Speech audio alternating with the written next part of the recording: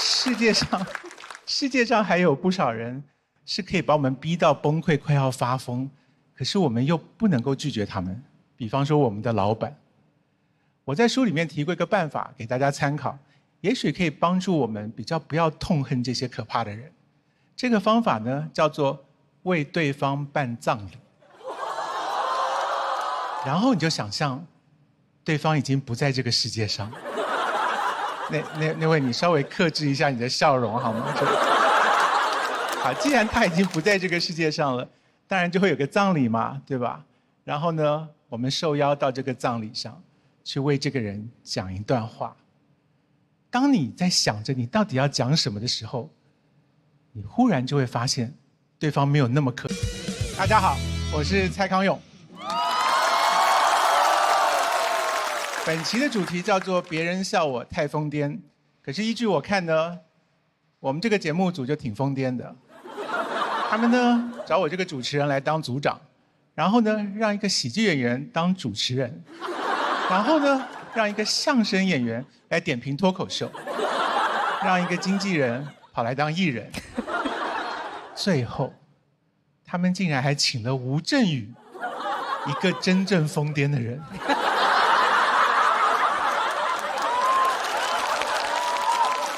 等一下，他们还让我坐在吴镇宇的旁边。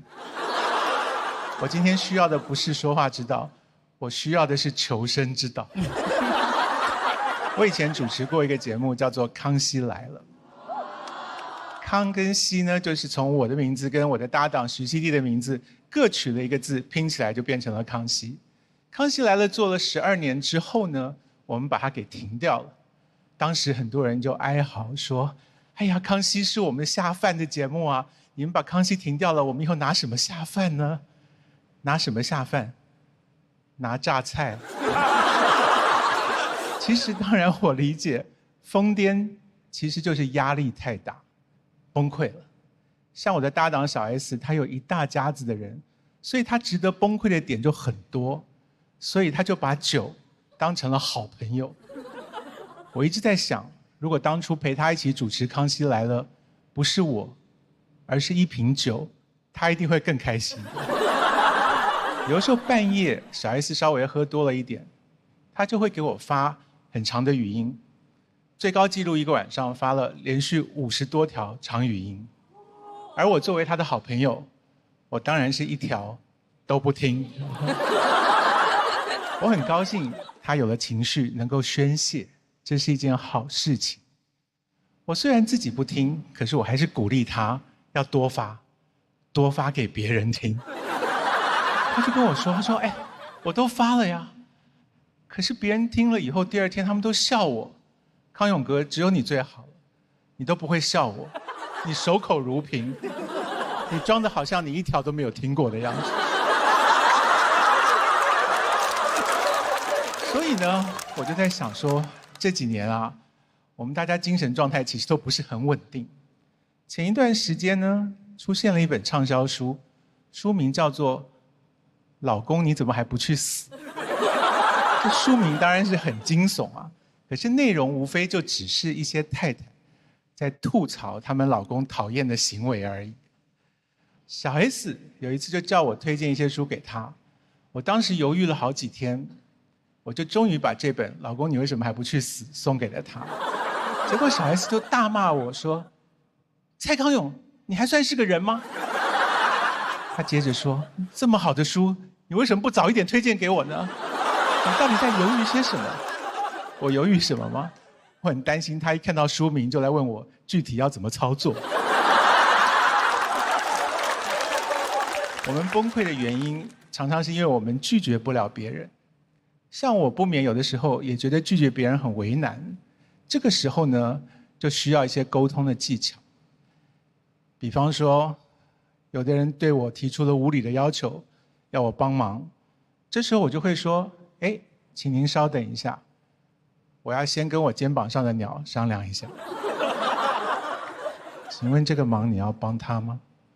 你觉得这个人值得帮吗？这时候对方就困惑了，他说，康永哥，你这是什么意思啊？难道你帮不帮我忙，还要你肩膀上这只鸟点头答应吗？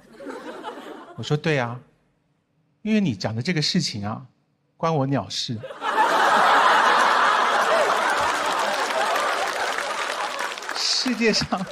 世界上还有不少人是可以把我们逼到崩溃、快要发疯，可是我们又不能够拒绝他们。比方说我们的老板，我在书里面提过一个办法给大家参考，也许可以帮助我们比较不要痛恨这些可怕的人。这个方法呢，叫做为对方办葬礼。然后你就想象，对方已经不在这个世界上。那位，你稍微克制一下你的笑容好吗？好，既然他已经不在这个世界上了，当然就会有个葬礼嘛，对吧？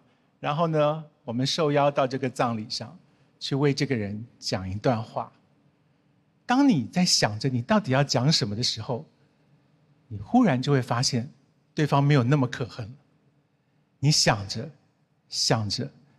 你不仅不再恨他，你甚至还想起了他的好。你甚至还很想要给他鞠躬，3鞠躬。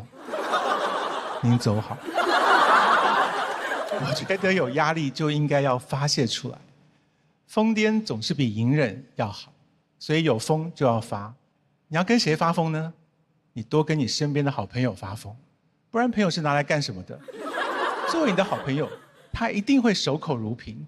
他一定不会把你的事拿到节目上面去乱讲。好，谢谢大家，我就叫你认识。你高了呀！谢谢大家，谢谢大家。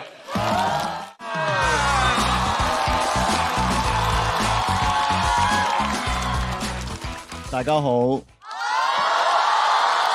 我係陳偉霆。到我的時候呢，那個字幕就亂碼了。他是被我的那個粵語的氣場影響嗎？被帥到了哈！沒想到好明哥也會遇上這種命，他就是讓我背稿唄。那你們到時候幫我作證。大家好，我係陳偉霆。喂，這才叫粵語嘛，對吧？他們的粵語我懷疑是晚安魚教的。要不你就說大家好，要不你就說 OK 大家好，什麼大家好，就是聽他們說粵語的時候呢，我會覺得好像你們在聽我說大張偉兒富孩兒，你們難受不？難受，你再說一遍。今天呢，這個主題呢，就是我命由天也由我，因為許我耀眼嘛，大家都叫我好命哥。其實呢，一開始這個戲呢，我是不想接的，因為為什麼呢？是因為霸道總裁嘛，就要梳着一個大背頭油頭啊，然後呢穿了西裝，然後呢戴着一個平光眼鏡在那耍帥。我在想，這個時代這麼油膩的霸總，還有人喜歡嗎？你們說的對，有，錘錘喜歡。我開玩笑了，我開玩笑了，就是因為那天跨年的晚會，我看到他們求婚的視頻，非常恭喜你，也非常恭喜你老公，你老公絕對是那一種求錘得錘。對啊，在劇裡呢，就是大家都叫我好命哥，但其實呢，我覺得現實當中的我，有一度認為啊自己不是這麼好運的，因為我17歲的時候呢就參加選秀比賽，拿了冠軍，然後簽了英皇，哇！我覺得自己要火了，然後呢，當時老闆就跟我說：“嘿，你過來，行，你爭氣，你就是下一個謝霆鋒。”哇，這種話誰信啊？我咯，我信了。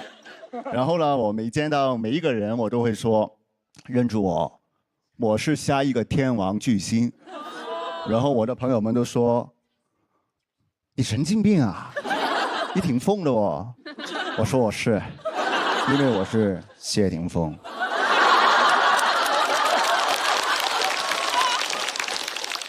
结果签了公司之后呢，一等呢就等了5年，整整5年，所以陈伟霆也成了 waiting。对，WAIT 不用我翻译了，因为英文比锤大丽莎好啊，对吧？然后呢，当时候因为没有工作，所以也没有收入。好，所以说什么鬼老前锋啊？我是老没钱和西北风。所以呢，那几年呢，全靠我家人帮我撑着了。我姐姐呢就会晚上偷偷在我钱包里面塞一点钱。其实呢，我非常感激我的家人，因为我最难的日子是靠我姐姐打赏的。所以说，家人的爱对于我来说，就像天使一样给到我力量。我姐给我钱，就是我的天使投资人，我非常感激他们。但那个时候我在想，如果我离开了这个家，我还能找到天使吗？哎，你猜怎么着？好了，终于呢，我熬出道了。但是呢，其实也不是非常的顺利。好，我第一次呢就到那个内地拍戏，那个制片人就跟我说，因为你其实没有什么人认识，所以呢，我们安排了一个男4号给你，拍5个月，钱呢就没太多了。那宾馆费你自己付行吗？我说行，当然可以，只要你给到我这个机会，车票、机票我自己付，没问题。那个制片人很惊讶说，本来就你自己付，好吧。所以有角色呢，我就会演，我不会拒绝，因为我没有资格挑选角色。我怕拒绝了之后呢，过2天我又后悔了。哦，昨天你说不演，现在又在哪打电话？哥，我演，接电话。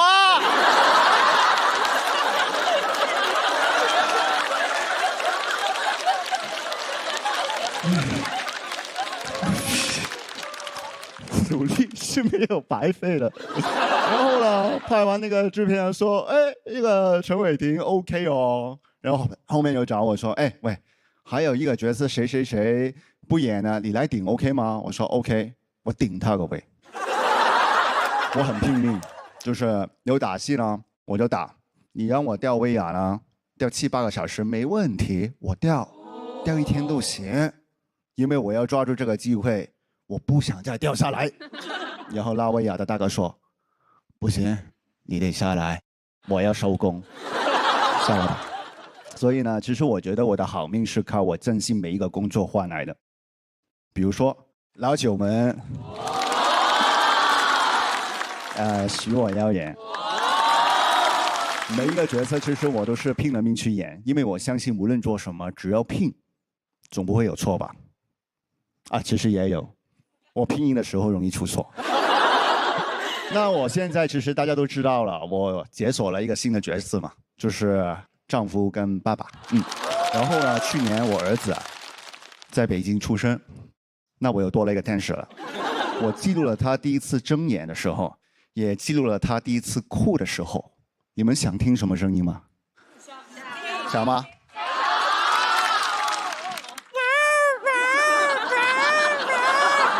真好，一点都不像爸爸，一点口音也没有，一张嘴就是一个老北京。哭的那个就叫一个地道啊！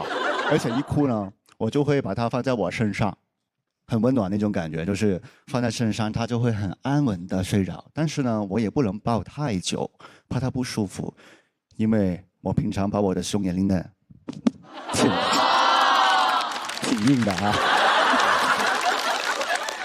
其实呢，我觉得我现在真的挺好命的，因为每一次好命都离不开拼命。我觉得先当拼命哥，才有机会当好命哥。大家好，我是陈奕迅。哇，我想做这个动作很久了。我每次看到脱口秀演员上来，一定要捞一下这个。我其实呢，一直都是脱口秀的忠实粉丝啊。于香玉、翟佳宁、付航、房主任，我都是你们的粉丝啊。尤其今年房主任，你今年的表演呢，给了女生很多力量。我想要抱抱你，跟你说，你太棒了，你真的好棒！哎呀妈呀！很多人都跟我说，这是他们今年收到最惊喜的礼物。我当时也这么想，直到下半年我才发现。狙击蝴蝶的礼物好像也蛮不错的。确实没有想到狙击蝴蝶能受到这么多朋友的喜欢。那我一开始其实还担心姐弟恋大家会不会不接受，还问朋友说年龄差那么多你们怎么看？他们说反复看。太上头了，很多人看完呢都想谈个弟弟，没想到狙击蝴蝶引起了狙击蝴蝶效应，大家发现原来生活不只诗与远方，还有眼前的弟弟，都想选弟弟。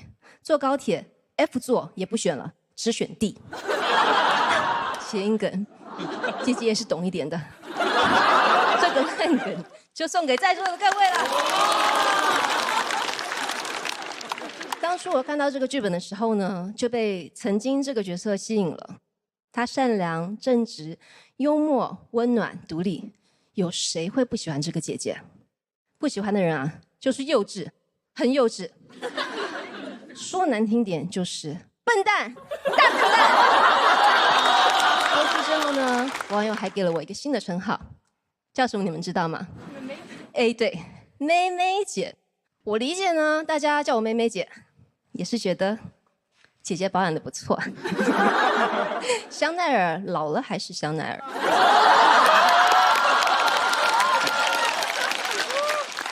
我就是臭屁上，然后那天我还有刷到网友说陈妍希老了还是沈佳宜。其实呢，有时候我看着自己18岁青涩的照片，还是记忆中你青涩的脸。哦，原来我看的不是照片，是我呆呆的站在镜子前。其实这么多年呢，我也一直在挑战各式各样的角色。之前还演过紫霞仙子、邓丽君，都是那些年我们一起追过的女孩。演这些角色之前呢，我就知道其实是有难度的。但我个性有点不怕死，我觉得喜欢的角色我就想努力尝试，万一成了呢，对吧？结果没人觉得我很有种，只觉得我的脸有点肿。有段时间大家提到陈妍希，首先想到的都不是演员，而是脸圆。都叫我小笼包，开玩笑嘛，我也无所谓，没关系没关系，不就是脸上多了2个包嘛，女生嘛，谁会介意自己多个包嘛？对不对？对吧？最近呢，也没有人叫我小笼包了，开始叫我饺子大王。评论区全是参见饺子大王，挺好的，挺好的。至少冬至那一天，大家都吃我的盐。在北方更是了，你们但凡过个节，都要想到我。又是包子又是饺子的，谁说女人都是水做的？我陈妍希就是碳水做的。很多人说，哎，我的剧都超甜的，那能不甜吗？碳水升糖多快啊！好了，正式说一下了。回顾2025，我最想说的就是感谢，感谢所有支持我、关心我的朋友们。我也要谢谢我自己，勇敢的挑战曾经这个角色。我觉得女生千万不要给自己设限，年龄不是问题，一定要有勇气。勇敢的女孩先享受世界，勇敢的姐姐先收获礼物。最后，大过年的，祝大家新年快乐，给大家包个饺子。谢谢大家，我是陈妍。既然呢，咱们这3位啊都是咱们偶像剧的课代表，我们这位喜友们他们也想演戏，所以说今天让他们上台一起演起来，来喽！今天呢，我们有很多这个表演中的桥段。那么首先我们来看第一段表演片段。江山。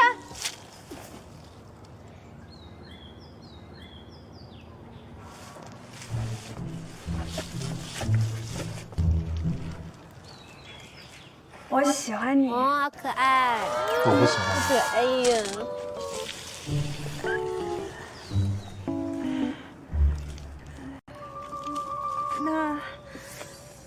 那我再想想办法。这一段是我们陈妍希少女和翟佳宁带来的这段小美好。好，快去秀这个。啊好，对不起，蔡老师，对不起，添麻烦了，添麻烦了。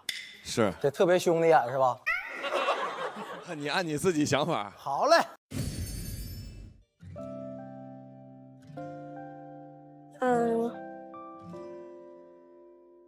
我喜欢你。我不喜欢你。那你就别喜欢了。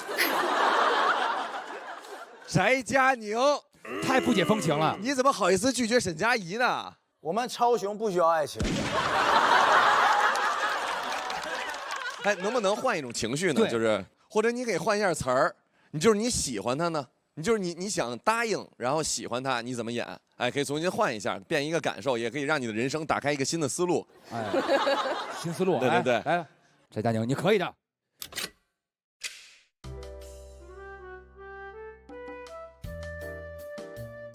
我喜欢你。你怎么才告诉我呢？才告诉我呢？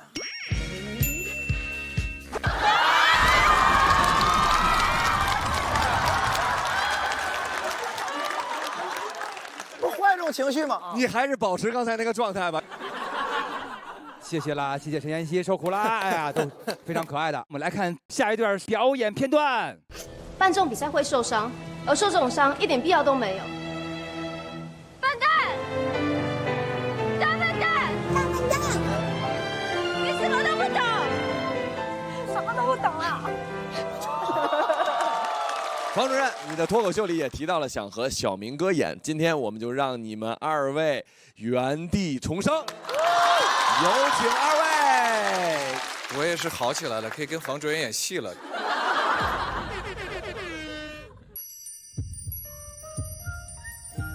你真是个婊子！还特意办个比赛，把自己弄受伤了，很好玩吗？我就是因为婊，才会追得那么久。那你又白追呀？哼，潮爸才会追你这么久。超吧！对，我就是个潮爸，怎么了？什么都不懂，什么都不懂。哎呦，完美收场，掌声鼓励！谢谢两位的表演。山东话是浪漫氛围的破碎机啊！哎，没错，真情实意了啊！是的，对。该到小北了吧？小北和沈月演绎一段狙击蝴蝶来了。哎，这段很经典了。经典来了。经典。我也不想变成牵住你的那根线。我就是想被你牵着。我不去了，你凭什么替我做这个决定？你的人生是围着我打转。我有规划。我们分手吧。不要了。你什么意思？你不要我了？你本来也不属于谁。我属于你。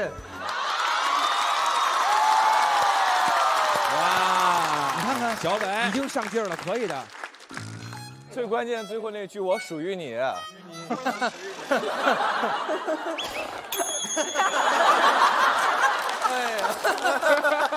这么高兴吗？啊，就是高兴嘛，高兴。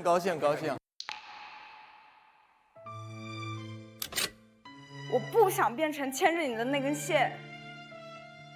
我就想被你牵着。干嘛？我不去了，你凭什么替我做这个决定？你的人生是围着我打转的吗？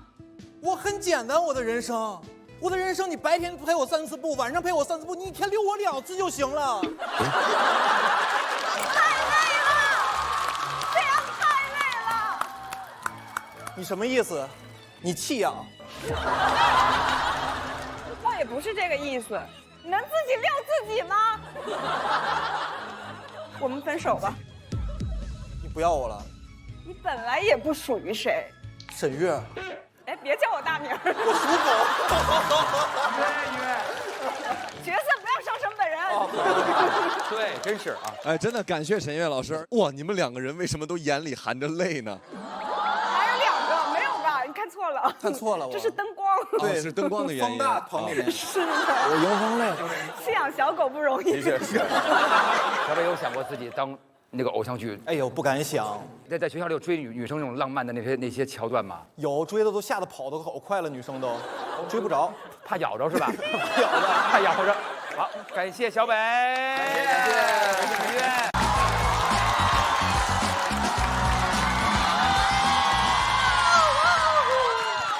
大家好，我是沈月。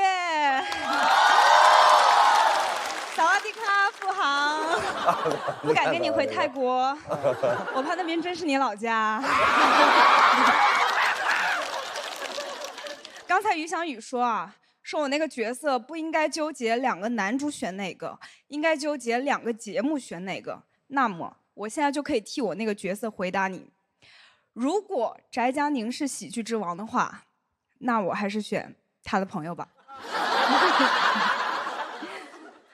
特别开心能够在这里碰到小明哥，我们2个之前一起录过中餐厅，他私底下总是在劝我说，你年纪轻轻的就应该多谈恋爱，你要相信爱情。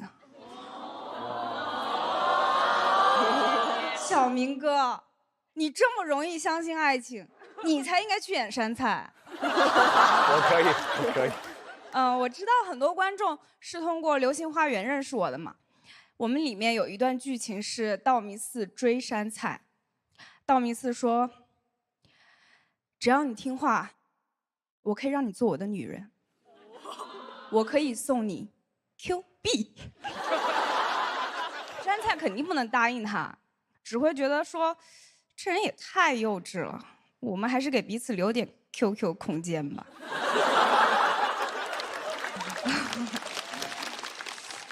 杉菜的心思呢，道明寺这种直男确实很难猜透。那这种时候他还能问谁呢？当然是小红书啦！想不通就问小红书，张嘴语音就能问杉菜到底喜欢什么，他1秒都不会犹豫，马上就能给道明寺来自3亿人最真实的答案：喜欢花泽类。其实呢，我们学院风的偶像剧对于金钱的想象力就是很有限的。道明寺带杉菜去买鞋，说：“给我拿店里最贵的鞋，98元。”那当时我真的没有觉得寒酸，我反而很激动。我说：“难道我这就要转型了？就看这朴实的物质条件，难道我们这版《流星花园》是一个现实主义题材？”哎。这很好笑啊，因为这是我自己写的段子，我看大家都笑了。其实，在娱乐圈，我挺不起眼的，我就是一个气质很普通的人。直到我在《失笑》里面扮演了一个脱口秀演员，突然多了很多评价，说我气质挺好的。但今天在现场见到这么多脱口秀演员，我才明白，网友也不是在夸我，他们是觉得我演偶像剧女主有点普通，但演一个脱口秀演员就有点太妖艳了。我们偶像剧这些年变化也很大。我刚出道的时候，偶像剧女主就是甜美、可爱又天真，就像小明哥那样。那现在呢，是自信又独立。怎么还是很像小明哥呀？开玩笑啊！现在流行的是妍希姐这种大女主，她最近那部《狙击蝴蝶》真的太好看了，尤其是她在剧里和礼物的姐弟恋，对我就很有启发。现在我爸妈在催着我找对象，我就可以正大光明的对他们说：“你们再等等，再等2年，再等2年，我对象就能毕业了。”谢谢你，妍希姐，我不光磕到了，我还学到了。好，最后我想说，我很喜欢杉菜这个角色，因为他身上有你我的影子，我们就是优等生和差生之间普通的大多数。如果让我展望2026，我依旧希望做好大多数。这个位置也许不起眼，但它可是个常驻。谢谢大家。Hello， 大家好，我是小雨。哎呀，这个节目组真是太没有人性了，我是真骨折了，是吧？啊，但是放心啊，跟尖叫之夜的事儿没关系，也不是为了要致敬杨过啊。哎，大家放心，我这个打上石膏之后就已经没事了，然后你们正常笑就可以了。等会儿笑得最大声的人可以来我石膏上吐签啊。然后我这帮演员朋友真的也没有一个心疼我的，现在每个人见到我都想跟我嗨翻，但我现在只能比耶。他们还在这幽默呢，说祥子，你这不点疼的嗷嗷叫呀？那你现在每天都是尖叫之夜。啊，然后我还问节目组说，那我都这样，我来这节目干啥呀？他说你可以负责吐槽一下现场这些明星嘉宾。我说你的意思就是我已经受伤了，就不怕挨打了是吧？到时候出了什么事儿就让我自己背锅，把我一个应届生当实习生用。而且我要真把全场都吐槽一遍，那我不成翟佳宁了吗？我要会这个，我不早夺冠了。但是如果非要让我吐槽的话，也不是不行啊，不让我主持就行。我确实是前段时间去主持了《尖叫之夜》，一下来朋友说：“你快看看吧，都是骂你的。”我给你念念，不要再让脱口秀演员主持了，脱口秀主持只认庞博。我说好，好，好，我都知道了，你知道了吗？仿。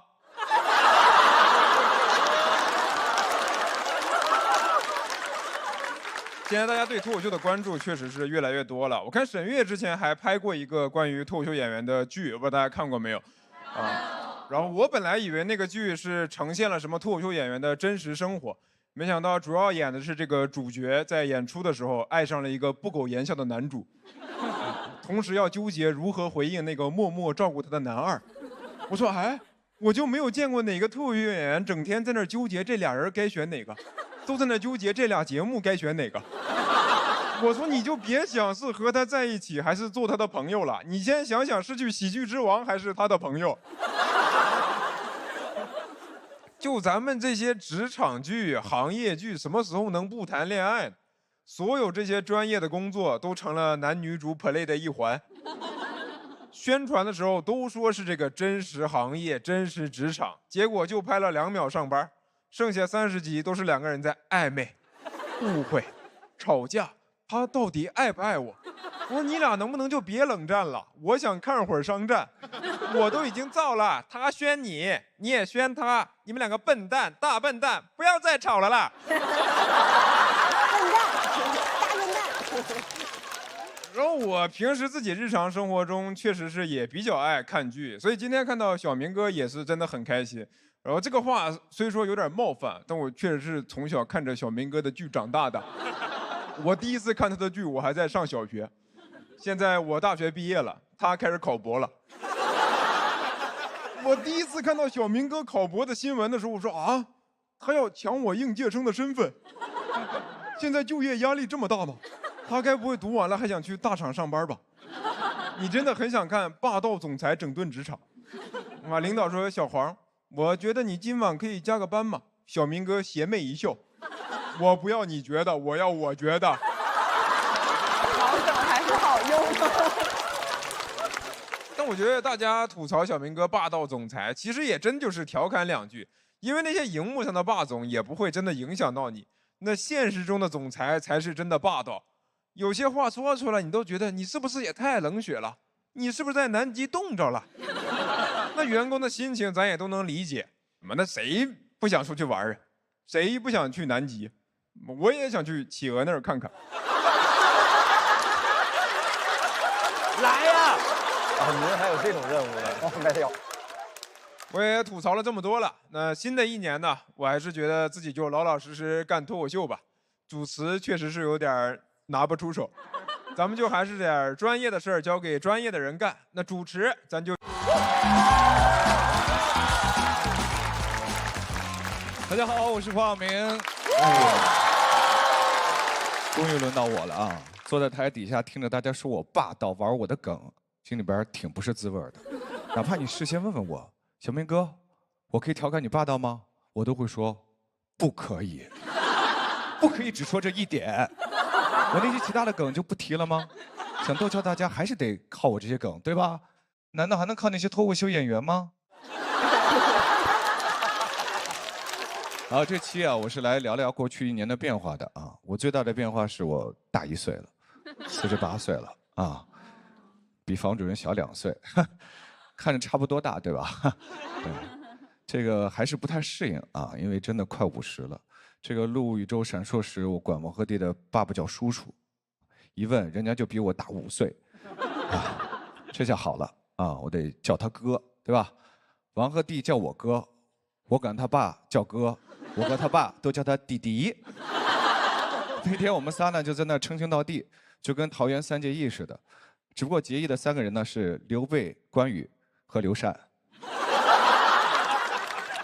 那个今年我的目标呢也变了啊，人生目标变了，特别我还是这个中国影协副主席，最想做的就是帮扶新人。那么来到咱们这个节目之后啊，导演给我介绍了今年最强的新人，就是房主任。我说这新人就不用我扶了，我扶他谁扶我呀？不过我们确实聊得很来，我们都是老乡嘛。这个房主任还说是看着我的作品长大的，这个没想到大我2岁的姐姐也能说出这么冰冷的话来。我这是度过了不平静又不幸福的一天。刚才说要房主任和我演剧，我说我们这俩山东人。一张嘴都是山东话，这怎么演？这片大棚，俺给您承包了。这听着就不是这个都市爱情，这是乡村爱情啊，对吧？2人都没时间牵手，得去牵牛啊。这个霸总看着女人在田里耕种，特别心疼，说：“这个女人，竟该死的勤劳。女人，你这是在玩秃。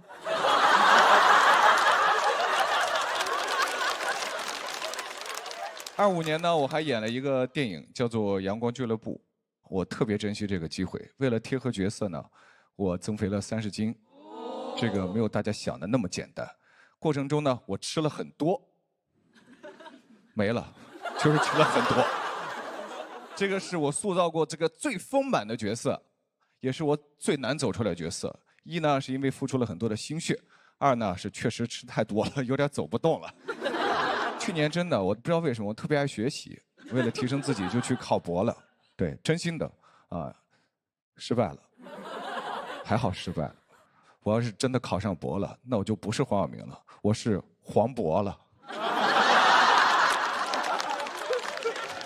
很多网友呢都调侃我说小明哥没考上呢，是因为年纪大打字慢。对，大家都知道哈。面对这个调侃呢，我现在也不会一一回应了，因为我年纪大打字慢。这个平时呢，我也看过很多脱口秀节目。我很喜欢有一个没上节目的这个童漠男，他的这个专场寻找王医生很好看。其实这个我拍戏尝试各种各样的角色，也是想成为能够治愈观众的王医生，给大家带去力量。到时候大家可以叫我黄医生，也算当上了 Dr. 黄了。还得是你们都听得懂。可以啊。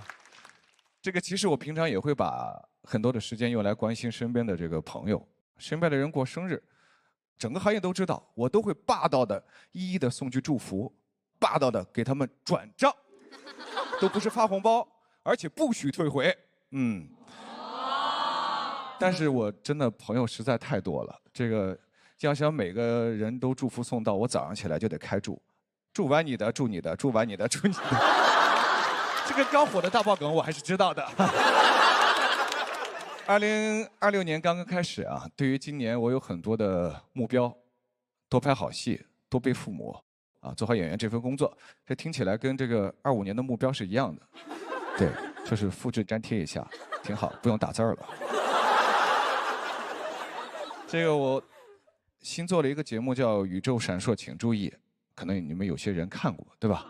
当中有个跟瀑布喊话的节目，我喊的是这个不想再做老好人了。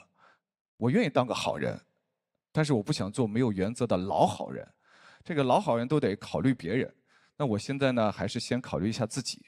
不是有那么一句话吗？这个爱你老几啊？至于其他人，爱老几老几吧。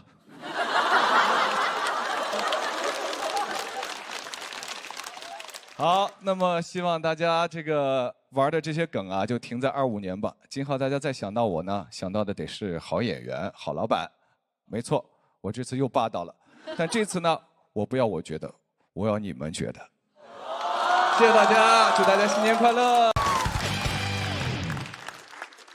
我们都知道啊，咱们这个喜友们呀，都特别能说会道，所以今天咱们玩一个一本正经的胡说八道这样一个游戏。好的，没错，这个游戏叫乱讲 PPT， 现场准备几套销售的方案 PPT， 大家没有看过，即兴的放出来，哎，让他们锻炼一下自己的嘴皮子和即兴能力。黑灯肯定没有看过，对不对啊？好的，那么现场观众朋友们，你们就是最权威的评委啊，由你们投出讲的最好那一组，好吧？最后获胜的一组就会是睁眼说瞎话的销冠。好了，哎，我看这个阵容，我觉得不用比。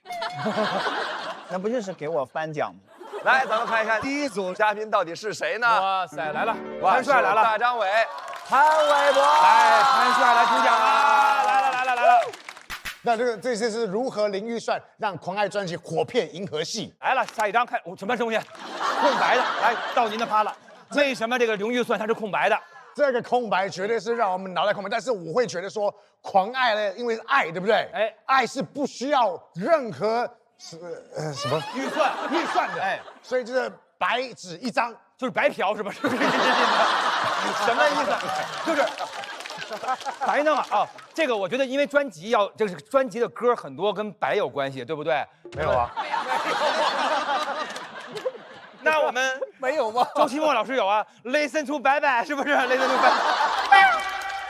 来下一张，走你哦，帅了！哎，你给解释一下，这两张有什么不同啊？这个是 mad， 这个是 love， 对，一个就是比较狂的感觉哈。但是另外的话，这个爱呢，就是一个我也不知道当时为什么拍这张照，反正就是这样子。这个有翅膀，对，翅膀。我能看出来这张照片应该是在南非拍的，因为它是南非，对不对？ I'm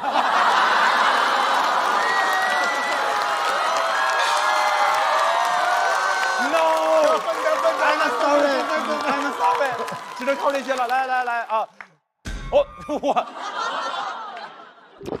你自个儿聊你自个儿吧，我不好意思说，粉丝太多。来，我正在看，很明显，我真是在好好的吃他们的啊，拿3串，对不对？嗯，说我昨天吃的是牛肉，今天吃的羊肉，明天是头毛肉。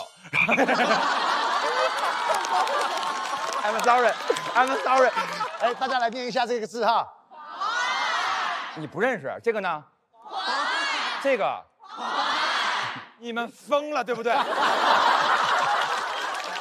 其实这就是说，整个银河系2026年、27年、28年以后所有的日子，大家什么都不认识，只认识2个字是什么？谢谢各位。下一组是王建国加周奇墨。哎呦我的妈呀！ 即使全球变暖，我们就要在这儿卖大 V 脸面膜。有点语法错误，应该是我们也要在这儿卖大 V 脸面膜，但都是纯纯的羞辱咱们两个。哎，为啥不让别人卖呢？这不就是全球变暖吗？这罪魁祸首就找到了吗？哦，因为烤了。那为什么要反转地球呢？解决方案嘛，让地球均匀的受热。嗯，你看地球热的，北极熊已经开始刷牙了。 不是，这是护手霜啊，防晒霜，防晒霜。对，北极什么东西最多？霜啊！哎呦喂，这怎么了？就是我们的大 V 脸面膜。面膜啊，V 字脸。右面这个人是，我知道他们什么逻辑，他们觉得这就是我会讲的梗。这有啥梗？气猴变暖。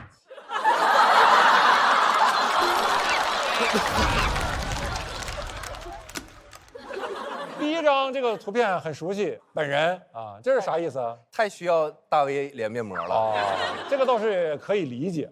那这个于是，啊，于是就看第3张。哦，对于是这个人需要一个大 V 脸的面膜嘛？对，于是我们就来到了这个。这我也知道了。这什么？一个汉堡包包着潘帅，你用完我们的面膜包蒜。我一听我怎么？宝帅，我其实想有艺术追求的。这个就是我们产品的功能，是啊，美白祛斑，美白祛斑。对，然后呢，这个产品应该是给了这个爱因斯坦，给爱因斯坦老先生给他用了，应该是。想想为什么要给爱因斯坦用？为什么？从来没有听过爱因斯坦抱怨过这个面膜不好用。啊，有没有道理？啊，那我知道了。那你最后爱因斯坦就出了本书嘛？啊，文化出书嘛？文化输出，反向谐音。哦，还有啊，我问一下，就是在咱们这个平台可以出现这个动物吗？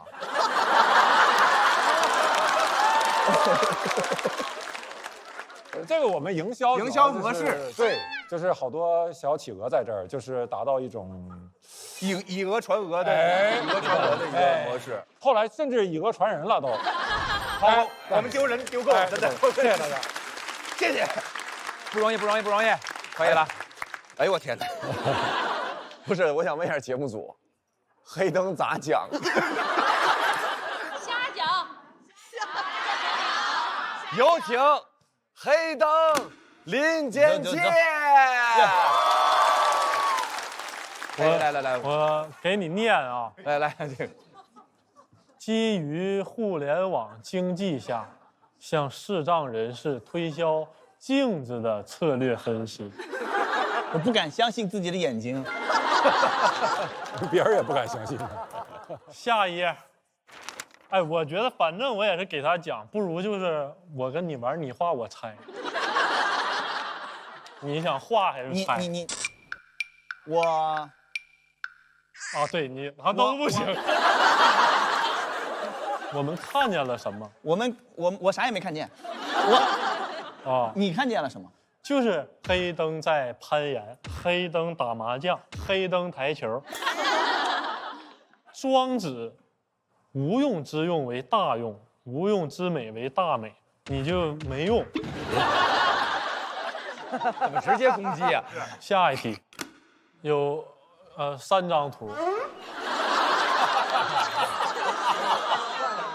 第一张化妆镜，第2张它是一个人后背上背了一个镜，就你得有背景，出来混得有个背景，我以为是吧？总是能用上的。还有口音的啊，背景人。第3张是这个后视镜，这样的话你就可以开坦克了，朋友们。第4张天文镜，就盲人也需要仰望星空的嘛，对，是吧？对，你这样你就能看到宇宙，你能看见潘玮柏在宇宙里吃串儿。下一张营销模式，这不是你吗？啊，对。您的不二之选。我们营销模式就是要用这种洗脑的口号模式，我们就是把员工都培养成你这样，腿虽然很长，但还是5头身。还有下一张呀？哦，3个是吧？3个。大家好，我是房主任。去年参加了喜剧之王，说了句“过了个平静而又幸福的一天”。说了这句话以后啊，再也没过过一天平静的日子了。我说果然愿望说出来它就不灵了呀。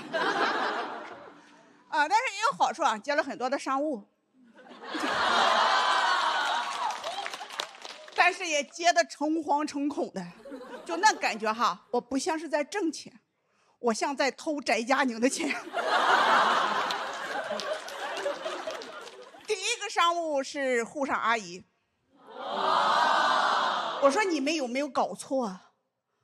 就我长得这样，你找一个山东大妈卖沪上阿姨，就我这样，我哪一点像沪上阿姨？我像上海人雇的阿姨。还有一个美妆大牌找到我，我说什么？就我这样的还能代言奢侈品了？他们说还可以送我一些产品，让我回到年轻的时候。我说可拉倒吧，回到年轻的时候，那吃过的苦我还得再吃一遍。当然了，除了接商务，我还参加了一些活动。主办方给我订了5星级酒店。我住进去的第一件事是跑到前台去打听价格。当我知道住那1宿是我过去干环卫工2个月工资的时候，我说你们能不能把钱退给我，我出去凑合一宿啊。我躺在那个酒店的床上啊，那个保洁进来就说，你干完活了吗？你就在这躺着。第二天去走红毯，谁能想到我都能走上红毯？我说走红毯是不是得好好打扮打扮？造型说不用，你得看起来更像个农村人。我说我一个农村人到城里找一个造型师给我打扮的更像一个农村人，那我在这忙活啥呢？我就不能往北吗？我也想艳压杨幂。我说要不你给我整个披肩或者纱巾啥的给我披一下。造型师一拍大腿说，哎呀妈呀，我怎么没想到这么土的穿搭呢？我就穿着那么一身给杨幂合影了，简直跟做梦一样。我也不知道啊，是我梦到了杨幂，还是杨幂梦到了我。我上去就抱杨幂，确实抱得有点紧了，当时没感觉啊，后来看热点才意识到的。我上次这么失态还是在村里吃席抢大肘子呢。啊，那天也没有艳压杨幂，就光压着杨幂了。后来哈，我还拿着大葱登上了时尚杂志。我说果然土到了极致就是个潮吧。好吧，我们山东话是啥意思？人家别的女明星登上时尚杂志都是95花、85花，我是75的葱花。啊，当我知道今天要跟黄晓明同台的时候，我一下子就来劲儿了。啊，你们能看出来吧？我和黄晓明只差了2岁，就知道你们得是这个反应。我发小的儿子长得特别像黄晓明。我看他都特别亲切，黄晓明，叫我大姨。大姨，我叫你小明哥，咱们俩咯楞咯的哈。其实咱俩还特别像啊，都是山东人，都是75后，50岁正是从头再来的年纪。正好现在也流行姐弟恋。曾经没想到我也看狙击的蝴蝶吧，那给我看的啊，真想再回到年轻的时候，养一只小狗，哪怕是小北呢。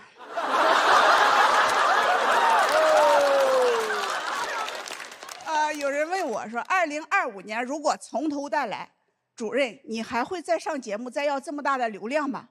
我说那还用说吗？一定会，出名的感觉太好了。2026年这些机会都放马过来吧。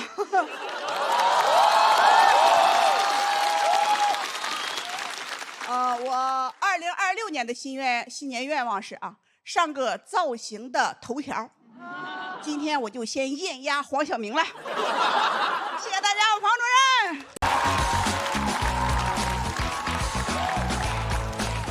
大家好，我是黄主任。快到妇女节了，我对这个节日很陌生。在我们村里啊，从来不过节日，只过节气。24节气我们倒背如流，什么清明正花生、芒种割麦子，在我们家啊，这些活都是我干。什么妇女节？你嫁对人了，每天都是劳动节。当然了，我也过一次妇女节啊，那还是在我在4S店洗车的时候，不是我去洗我的车，是我在4S店给别人洗车。还给我们放了半天假的福利，发了50元的代金券。我拿着这个代金券兴冲冲的就去了。我寻思哈，我兑上一堆零食，我回家追剧去。去到以后才知道是一个洗化批发部。我就兑了几袋洗衣粉，回家洗了一下午衣服。我说我上班洗车，我下班洗衣服，过节洗上加洗。我说怪不得以前不让我过妇女节，原来也是一种劳动保护啊。其实我今天就是奔着刘晓庆来的。他是我的童年偶像。啊，你没认识他是从《一路繁花》上哈，我认识他是从我们村的露天电影上，我可是看着他变老的啊。现在我老了，走不动了，那么他跑起来了，活成我妹了。啊，现在年轻人可能没见过小庆姐的巅峰啊，她是去哪堵人，流量肉眼可见，那都不是巅峰，那是移动的地铁早高峰。当年她的一部电影的票房换算到今天啊，大概有100多亿。就是1毛2的电影，她卖了1个多亿。也就比哪吒低了那么一点点，低的那点啊，就是当年我们淘的票。我最喜欢他演的一部电影叫《春桃》，就是一个女人在乱世里和2个男人的故事。他在里面说我不属于任何人，我不是谁的媳妇，我是我自个儿，我只想在乱世里怎么活下去。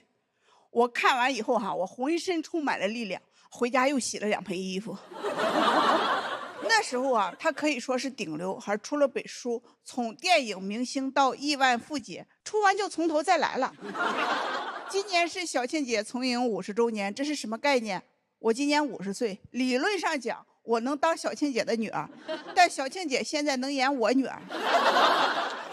之前有些声音说小庆姐怎么还在演少女啊？那就是偏见，而小庆姐最善于冲破牢笼。我是说偏见的牢笼。我真的很崇拜他啊，感谢他给了我很多力量。今天还有一个人我要感谢啊，就是去年节目刚播出的时候嘛，网上有好多人一开始说啊好喜欢房主任，没过几天就开始有人骂我。我说这晚了好几天的人，他是没充爱奇艺的会员吗？就在我被骂懵了快要崩溃的时候哈，有一个男人他从天而降，像一个盖世英雄一样，为我挡住了流量和骂声。在这里啊，我要对他说一声谢谢，谢谢你张唯一。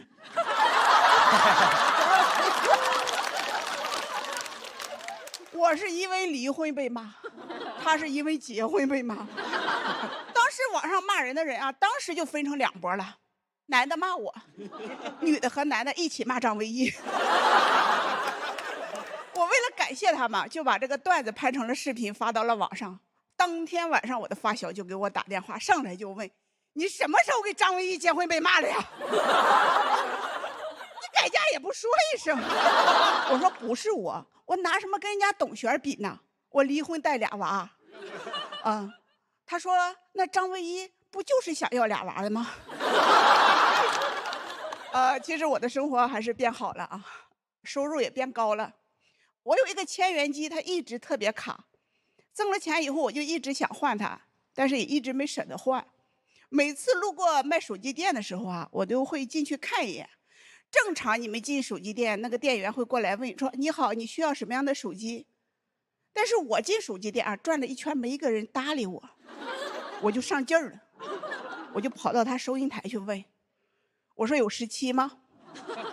那个店员啊看了我一眼，翻了个白眼说只有17 Pro 的。我说我就要17 Pro。他又翻了个白眼说只有1T 的了。我说我就要1T 的。这时候他哪怕他说只有18了，我说我就要18。然后他就从柜台里拿出手机放在柜台上跟我说14000，你拆吗？我这个时候啊，大脑就在飞速的运转，我在想我找一个什么样的理由我能体面的离开啊。就在这个时候进来一个女孩过来问我说你是房主任吗？能合影吗？就是我俩在合影的时候啊，我用我的眼睛余光在瞟那个店员，发现他在拿手机在搜谁是房主任。搜完以后哈，他也跑过来要给我合影。